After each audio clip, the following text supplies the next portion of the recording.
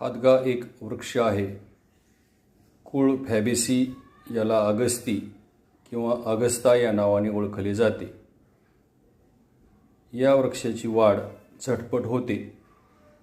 याचे आयुर्मान सरासरी 3 ते 3.5 वर्ष असते. ही हादग्याची फुले आहेत. हादग्याची फुलं औषधी उपयोग म्हणून वापरली जातात. हादगा पित्त, वात व कफनाशक असून पौष्टिक व शक्तिवर्धक आहे. हादग्याच्या फुलांची भाजी खूपच रुचकर आणि सारक असते. हादग्याच्या फुलांची भजी पण खूप छान होतात.